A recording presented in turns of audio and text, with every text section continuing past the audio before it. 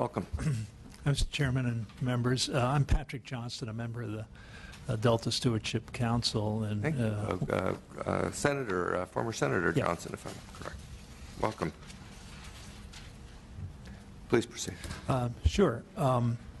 This budget item would increase the budget from about $17 million to $25 million.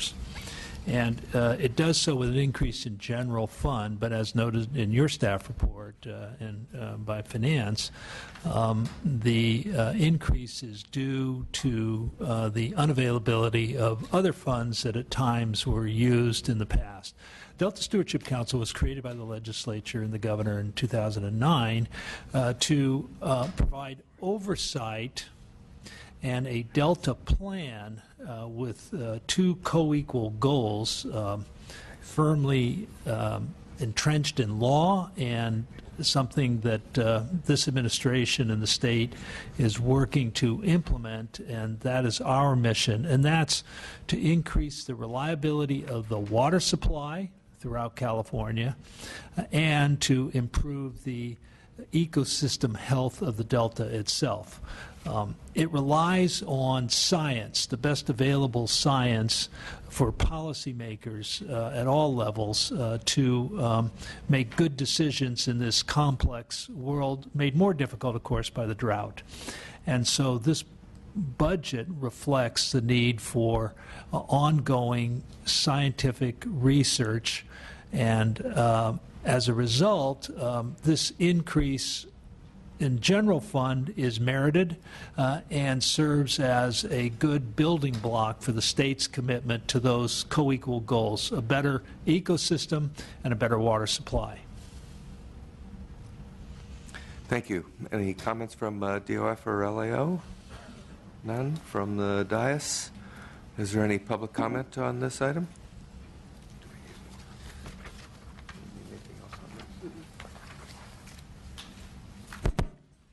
Thank you, Mr. Chair, members of the committee. I'm Kathy Cole with the Metropolitan Water District of Southern California. Here also on behalf of the Santa Clara Valley Water District, Kern County Water Agency, San Luis Delta Mendota Water Authority, Westlands Water District, and the state water contractors. Certainly, we support this budget item. A robust investment in science for the Council is critical to our understanding of the Delta, and we urge your aye vote on this. Thank you. Thank you. Mr. Chair and members, Mark Fenstermaker on behalf of the Nature Conservancy, also in support of this item. We far too often see what we call combat science occurring in the Delta. This funding will allow for a neutral forum of science to resolve our Delta issues. The Delta is too important to not continue to pursue these scientific needs, so thank you. Thank you. If there's no further questions or comments, is there a motion on this item? So the recommendation is to approve as budgeted. I'll make a motion to approve as budgeted. I'll second. Thank you. Let's vote. Bloom, Aye. Gordon, Obernolte, Aye. Patterson, Williams. Aye. That's 3-0. That's out. Okay. Thank you very much. Thank you, Mr. Chairman. Thank you, members. We'll move on to the Public Utilities Commission. We have 4 BCPs to discuss. 4 issues.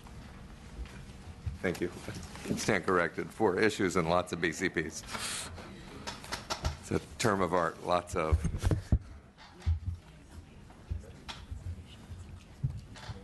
Okay. The suggestion has been made that we ask LAO to begin the discussion on zero-based budgeting. Is that look okay? Thank you. Again, Brian Brown with LAO. So the 2 years ago, based on a number of various concerns raised by the legislature, our office, auditor, various entities, the budget action was taken to require the Commission to develop a zero-based budget and provide it as part of the January proposal this year. In January, they released a report that I'm going to give you the correct title here. It's in your agenda. It's the Informational Zero-Based Budget to Provide Transparency into Operations of the California PUC. We've, in the course of our review, taken a closer look at this this document. This document contains a lot of descriptive information about how the $1.3 billion provided to PUC is spent, what funds it utilizes, what positions are authorized, and for what types of purposes. Our main commentary on this is that traditionally, when we think about zero-based budgets, it wasn't specifically defined in the legislation what kind of budgeting activity you wanted the Commission to engage in. But traditionally, when we think about zero-based budgets, we think about an analytical process. We think about a process that's intended to identify what the optimal or most efficient or least cost way is of providing whatever services are mandated or desired.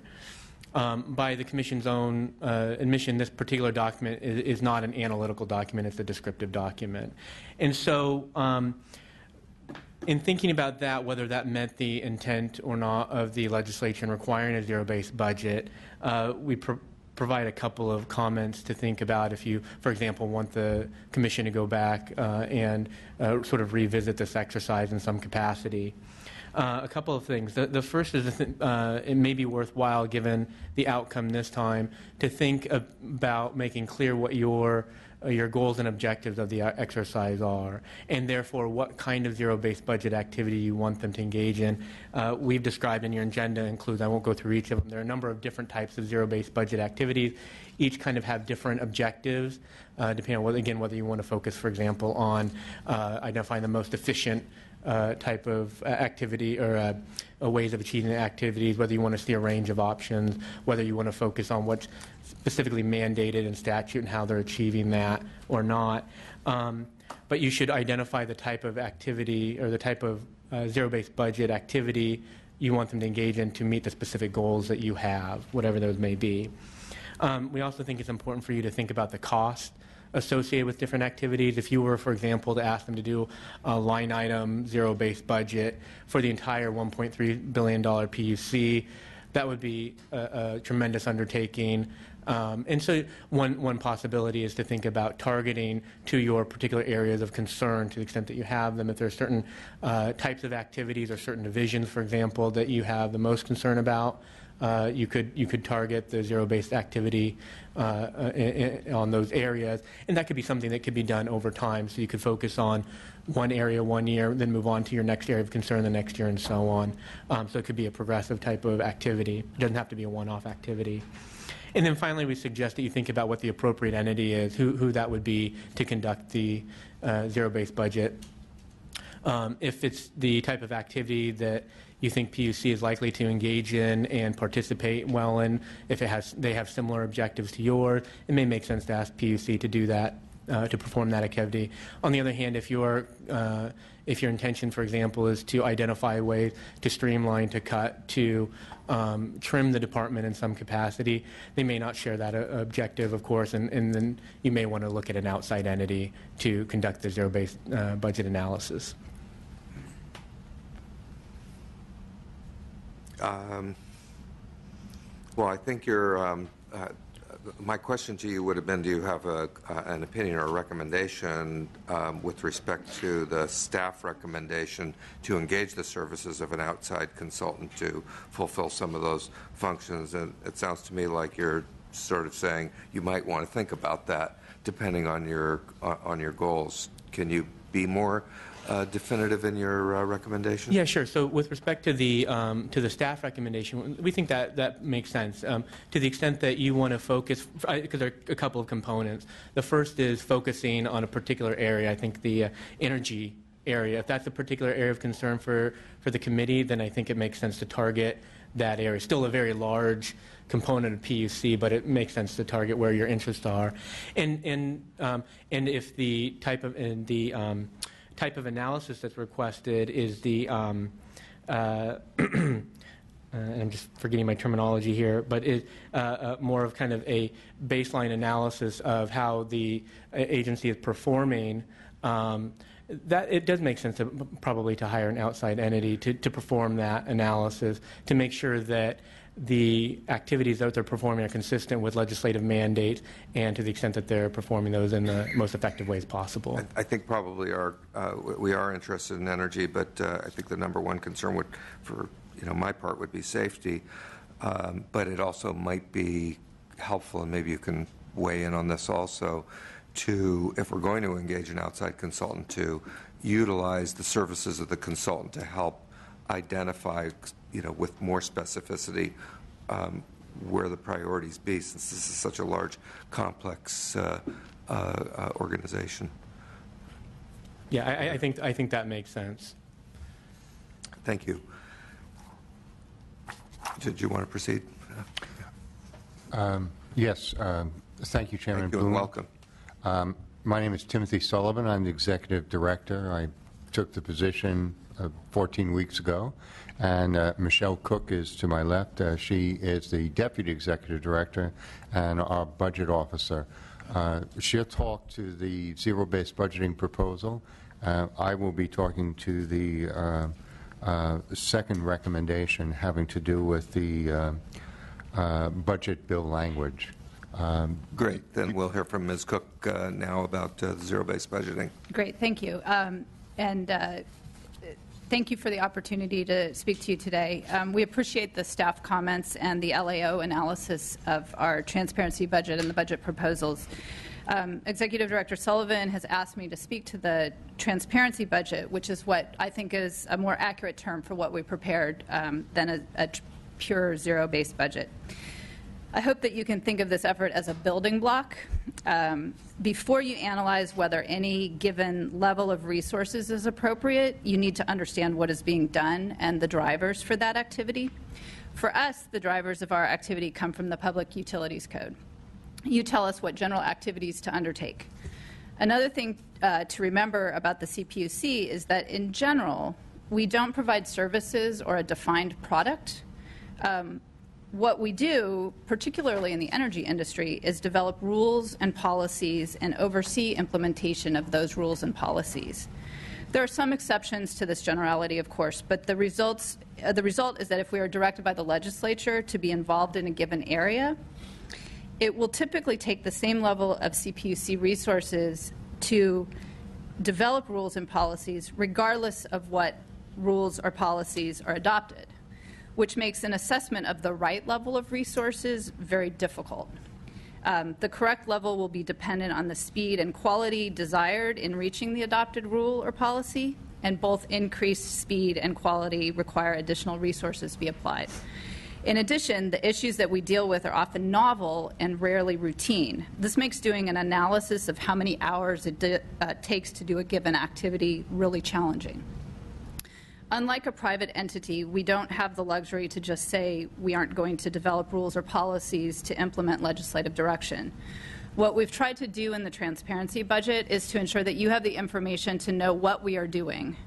If we're working in areas that the legislature no longer thinks are important, then this information allows you to relieve us of those responsibilities so that those resources can be redirected to improving the speed and quality of higher priority activities. In preparing this document, we chose not to presume which activities were higher priorities. I would encourage you, before taking up additional work related to assessing the correctness or rightness of the resource allocation, to consider focusing on defining what is meant by the core mission. For example, the staff comments identify the core mission to be safe, reliable utility service and infrastructure at reasonable rates. So does this include energy efficiency, or renewables, or demand response? I hope that we could all agree that these are fundamental elements of the governor's and state energy policy and therefore are part of the CPUC's core mission. What about the $1 billion that passes through the CPUC budget to support low-income and underserved communities? Is that within the core mission? We think it is. We're using the transparency budget as a building block to focus not just on the cost, but on the value that we're producing with those resources. In the next budget, we expect to bring forward a pilot of this value approach, and Executive Director Sullivan can talk more about that, using the transportation activities that the CPUC is responsible for, and so that we'll, in order to undertake this value analysis and a commensurate resource recommendation. Yes, let me speak speak briefly about that. There is a evaluation program very similar to a zero-based budget called the Public Value Accounting. It's been proposed at Harvard. It's been used by different states. We propose to pilot it by looking at our transportation licensing and transportation regulation program. This is a program that's facing challenges caused by, Lyft, Uber, and new forms of transportation services that are provided and have been falling to us to regulate.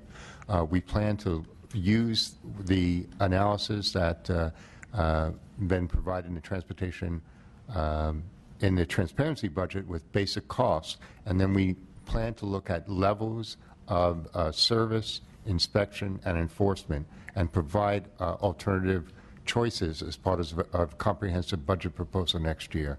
This is a novel approach, but we think it builds on the work we've done and is actually a valuable way of doing a zero-based budget. We just want to make sure it works and it's what you want.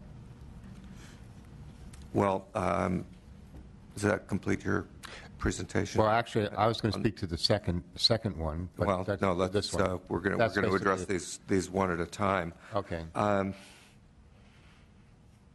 I appreciate the fact that you want to have a discussion about what zero-based budgeting means, but the fact of the matter is, you were directed in this process to do zero-based budgeting this year. And you've read, I'm sure, the critique of the LAO and the staff report that's before us today, and you're acknowledging here this morning that you did something other than zero-based budgeting. And so my question for you is, why do you think it's okay to do something different than what the legislature directed through the budget process? Well, speaking for myself, I have to just mention, I wasn't there or part of the decision. Appreciate it. But I have talked to my deputy, and she has reasons to explain the approach that she took and the effort she made to get direction from the committee. Direction was given. Please respond to this, Ms. Cook. A direction was given. I understand that perhaps the agency feels a different direction would have been more appropriate. From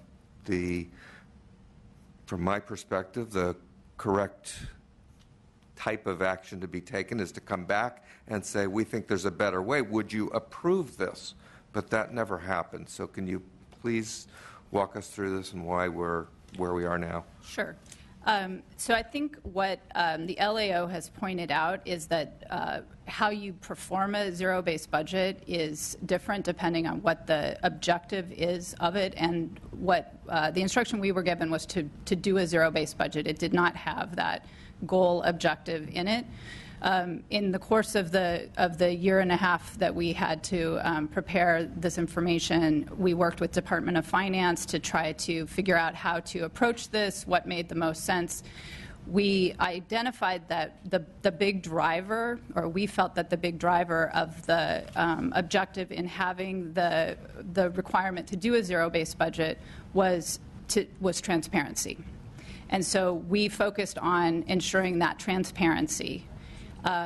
We decided that it didn't make sense to presume what level of resources or presume a perspective on what that objective was. And frankly, to be honest, I'm not sure we would have been able to get any farther than we did in the time period that we had.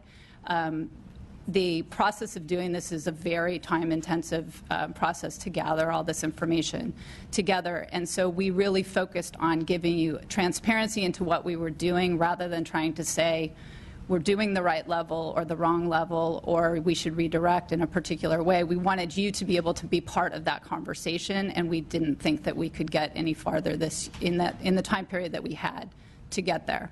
So I'm sorry that that you feel that we should have come back to you for some additional guidance.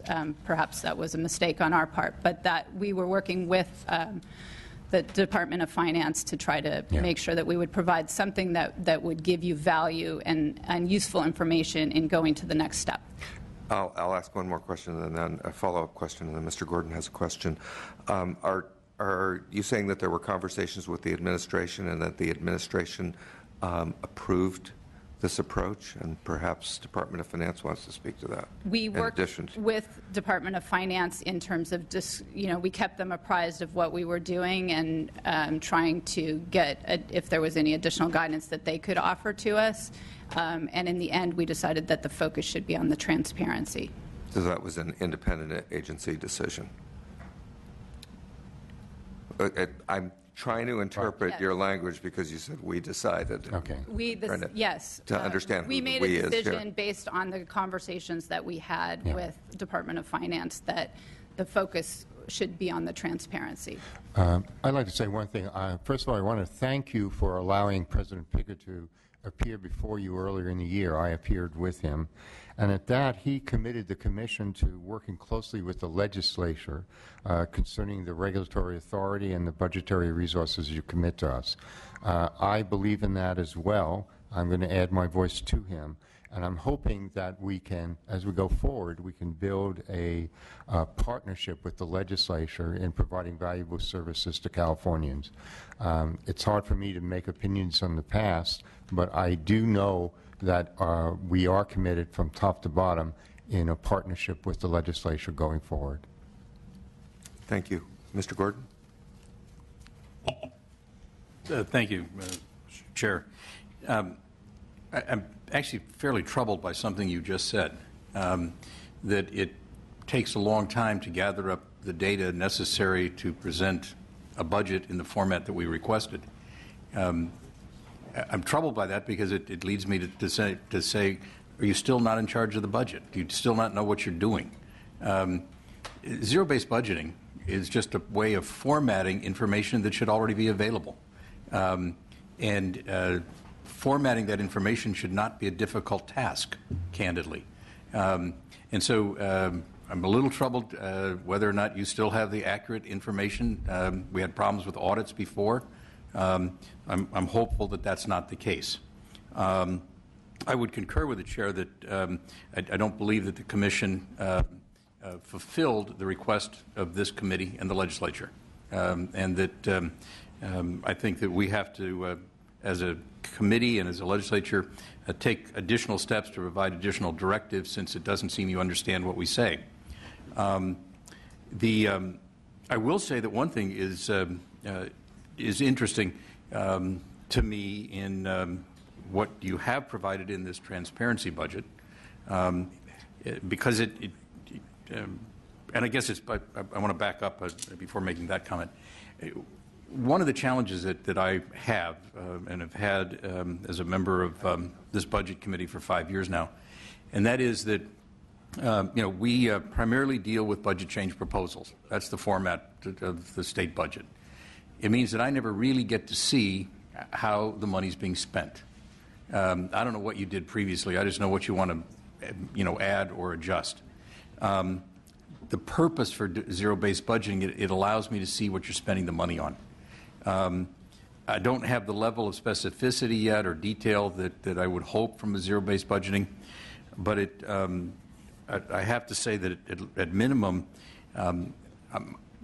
I've always been thinking that the PUC had a budget of, about $1.2, $1.3 billion, and that I had no clue until we got this budget that 77% of that, $1 billion, is just pass-through money. That's right. And that provides me with a whole different perspective on the PUC. That's right. And is it one of the core reasons for needing to have a zero-based budgeting? Because I'm curious now at that kind of overview level, what are the details under that? How many staff people support the expenditure of that $1 billion of pass-through funds? And it also raises a question for me: is the PUC the appropriate place to be handling that activity? So I'm supportive of looking at a way for the legislature and this committee to be more directive so that you're clear in understanding what we're talking about. And I think all of that, Mr. Chair, is more of a statement than a question. So I'm not sure that I need a response. Well, Could I- well, I just want to respond. We're committed to giving the committee the information it needs in the form that it needs. We'll gladly work with whatever project, whatever you propose. If you did nothing, I can tell you that we plan to make a comprehensive budgetary proposal different than the year before that looks at some of the core things we do, dealing with human resources, IT needs, and the oversight of the public service programs.